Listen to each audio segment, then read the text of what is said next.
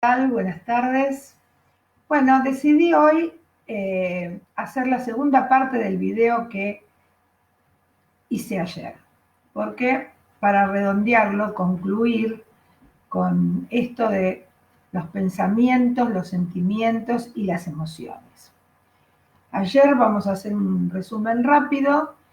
eh, Vimos cómo los sentimientos, pensamientos y las emociones, que son poderosas energías, porque su velocidad es mayor que la velocidad de la luz, influyen en nuestra naturaleza atómica. Entran en resonancia con las energías atómicas y como estos átomos forman moléculas, estas moléculas forman células, las células forman tejidos, los tejidos están dentro de los órganos y los sistemas. Entonces, pensamiento, sentimiento y emoción, que son energía, influyen en nuestra salud. Hay un montón de tips que andan por las redes y por todos lados que nos dan las indicaciones de cómo cuidar el cuerpo físico, de cómo cuidar esos sistemas. Nos hablan de gimnasia, de buena alimentación. Eso creo que todos eh, relativamente lo conocemos. Lo que yo me voy a extender un poquito hoy en cómo cuidar nuestros pensamientos, nuestros sentimientos y nuestras emociones. Bueno, vamos a empezar por los pensamientos. Esto tiene, en parte está eh, prácticamente comprobado por la neurociencia, que es la parte de la ciencia que estudia el sistema nervioso, pero que está unido a la psicobiología y a la psicología cognitiva. Se unieron de golpe muchos médicos y la medicina tomó conciencia de que el origen de la mayoría de las enfermedades tiene que ver con la psiquis. Y la psiquis no es más que un conjunto de pensamientos, sentimientos y emociones que cada uno de nosotros tenemos. Bueno, los pensamientos son imposibles de evitar. La mente emite permanentemente pensamientos, miles de pensamientos por día. De modo que no es cuestión de reprimir ni de evitar pensamientos porque es imposible. Lo que sí tenemos que reconocerlos, reconocer nuestros pensamientos y vivir con ellos, convivir, y podemos de alguna manera evitar rumiar esos pensamientos que nos hacen daño. Evitar, por ejemplo, engancharnos al pasado, a los dolores que todos pasamos, a los malos momentos, y seguir dándole energía y fuerza a esos momentos del pasado. Lo mismo evitar, por ejemplo, todos proyectamos el futuro, pero evitar la ansiedad que nos provoca un futuro incierto y que por más ansiedad que tengamos, no lo vamos a poder remediar. O sea, vivir el presente, no estar atado a un pasado en forma obsesiva, ni tampoco a un futuro gastando energías que en realidad no sirven para nada y lo único que hacen es quitarnos energía para vivir el presente. Un presente que es un instante, porque a medida que van pasando los segundos, ese presente se transforma en pasado y en futuro simultáneamente. Ese presente instantáneo, ese presente del cual tenemos que gozar, con eso vamos a mejorar ese rumiar de pensamientos, ese hacernos problema sin necesidad. Lo mismo cuenta con los sentimientos y las emociones. Las tenemos que reconocer. No se pueden reprimir las emociones porque las emociones reprimidas salen a través del cuerpo con enfermedades. Entonces, las emociones las tenemos que reconocer, sentir ese dolor, sentir esa tristeza, sentir esa angustia y trabajarla y elaborarla, pensar el porqué, atarlo, analizarlo. Bueno, no es cuestión entonces de reprimirlo. Después tenemos sentimientos. Dentro de los sentimientos hay un sentimiento que nos daña muchísimo, que es el sentimiento de culpa. Hay dos tipos de personas. Las personas culpógenas, que sienten culpa por todo lo que pasa, y todas se la echan a sí mismos, y las personas que no son culpógenas, que tienen la capacidad, la habilidad de echarle la culpa al otro. Entre las dos son más felices las no culpógenas. ¿Por qué? Porque, bueno, nunca tienen culpa de nada. Entonces, el otro es el culpable de todo. En realidad, la persona culpógena, cuando esa culpa es muy, muy grande, enferma. Pero tiene una ventaja el que tiene culpa, que es, tiene la capacidad de autoanalizarse. Al tener culpa y tener capacidad de autoanalizarse, esa persona se da cuenta de los errores que cometió y puede llegar a cambiar. Así que cuando las culpas son moderadas, y más bien las tenemos que transformar, en lugar de sentir culpa, es reconocer, sentir la responsabilidad de lo que hemos hecho y no la culpa de lo que hemos hecho, porque en realidad somos seres humanos falibles y es lógico que nos equivoquemos.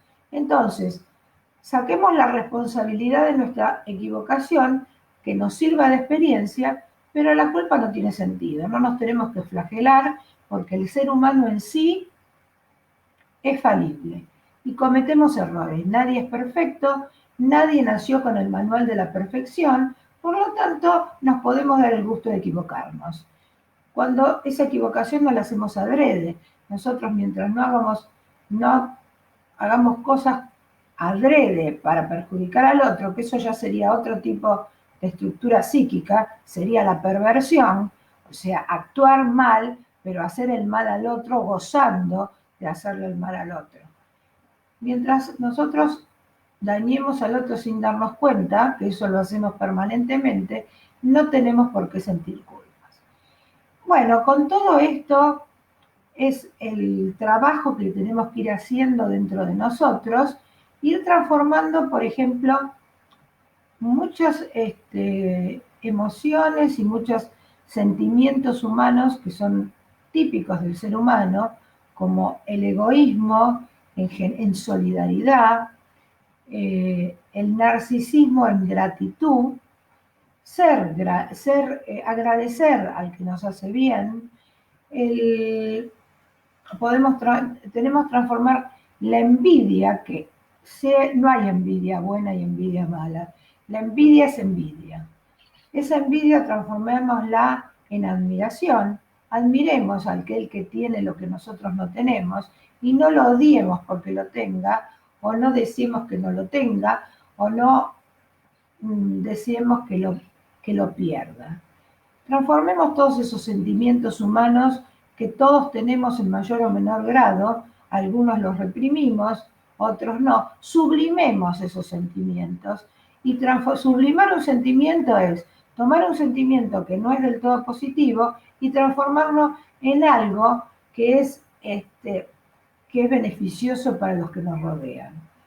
Ojo, una cosa es sublimar y otra cosa es la hipocresía de los sentimientos. Sublimar es realmente sentir eso, irnos transformando.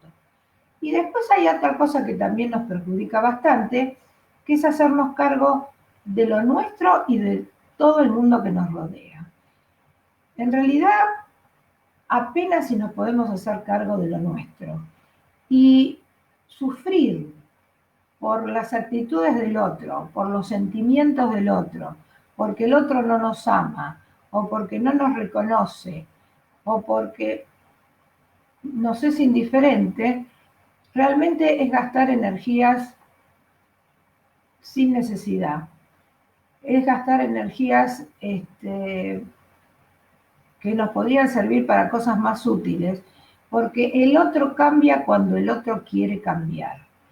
Nadie puede cambiar a nadie, ni siquiera dando consejos, porque los consejos en realidad los tendríamos que dar si alguien nos pide con la justa medida. Pero nadie puede cambiar a otro ser humano si ese ser humano no pone el deseo de cambiar, si ese ser humano no se autoanaliza y si ese ser humano quiere seguir su vida de la forma que se le da la gana.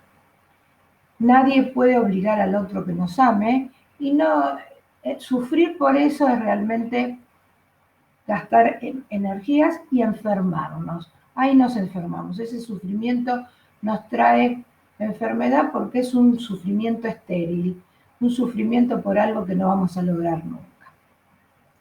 Bueno, con esto, y hay otro tip más, que es el estrés laboral.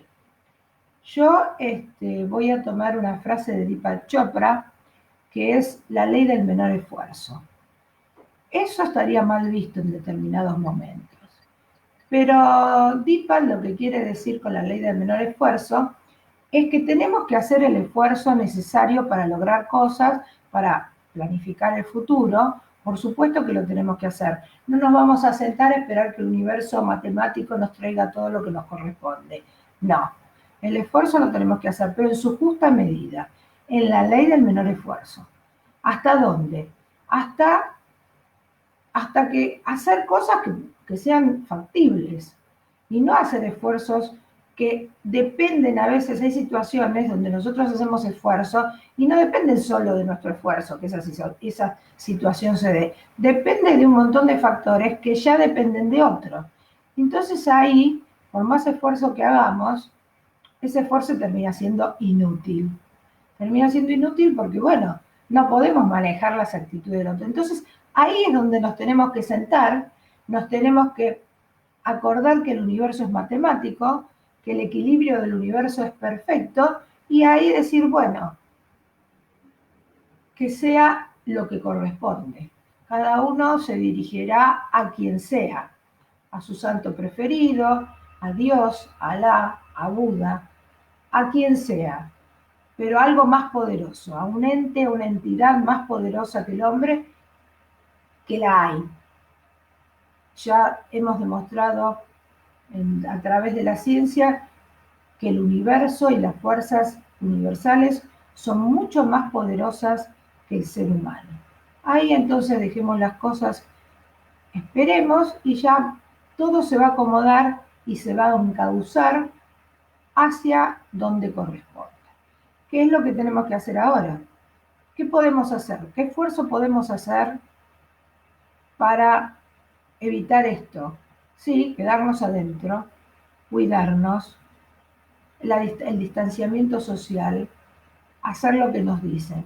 Pero ¿podemos hacer otra cosa? ¿Nos podemos desesperar por esto? ¿Podemos solucionar lo que ya está? No. Entonces ahora es el momento de decir, bueno, que el universo haga lo que tiene que hacer. Por ahí un virus que apareció, como apareció, desaparece. No mágicamente, pero los virus se degradan, pierden acción. Entonces, nosotros no sabemos de este virus muchas cosas y tampoco sabemos cuándo van a perder acción. Por lo tanto, así como ahora estamos confinados para evitar que nos contagie, para no irlo a buscar, por ahí de un momento para otro se degrada su código genético y deja de enfermar. Bueno, esta es la segunda parte del video yo lo denominé salud, enfermedad y juventud. Esta es la parte 2 y la quería hacer hoy para tenerlos los dos fresquitos, y ahora nos veremos la próxima vez en otro video. Un cariño muy grande, un beso como siempre, y estamos cerca, más cerca que nunca.